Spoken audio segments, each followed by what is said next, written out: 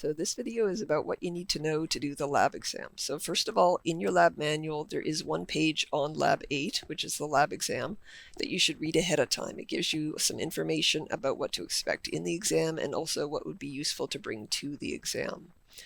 The lab exam is going to be worth twice what a normal lab is, and you do have to work solo, so you don't get a partner. It'll be a fill-in-the-blank style exam booklet, so you'll be given an exam booklet, you write your data in that, you do your calculations in that, that's what gets handed in, and then that'll be graded and handed back to you.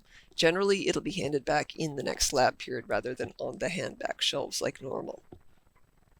It's a closed book exam, but you are allowed to bring one piece of paper with anything you want written on it, so you do get a formula sheet.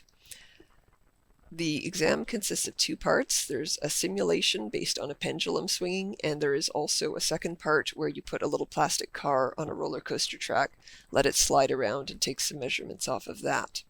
The whole exam is built around the concept of energy, so if you want to study ahead of time, what I'd recommend you do is think about how energy relates to pendulums and roller coasters, and what energy equations would be most useful to you. Technically, you're not supposed to talk to other students during the lab exam, but in practice, we do allow you to work together to take data. So you can talk very quietly to other students just as it relates to getting data, but then you have to separate and not discuss what you do with the data after that. In the lab manual on that one page regarding Lab 8, that is the lab exam, they give you some suggestions on what you might want to put on your formula sheet. So I'm just going to go through those too. So with regard to uncertainties, you're not going to be told what good uncertainty values to use would be. So for example, if you weigh something or if you measure something with a tape measure, you're not going to be told what the uncertainty is. You're expected to come up with a reasonable uncertainty value for that sort of measurement yourself.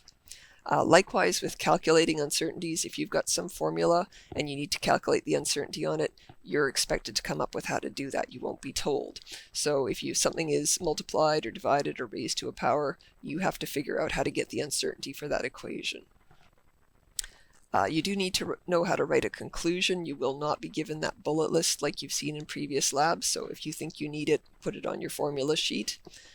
They do say that you should look into how to make a graph, but I'll just tell you, you won't be making a graph by hand during the lab exam. You do need to know how to make a data table by hand, however. And they suggest writing down some uncertainty word equations relating to energy. So that just goes back to what I was talking about. Think about the energy equations that would relate to a pendulum or to a roller coaster, and then think about how to get the uncertainties for those equations too. If you have any questions about the lab exam, contact your lab instructor nice and early and ask them. We do want to help you get prepared for the lab exam as much as you can be. So good luck on it, and we'll see you then.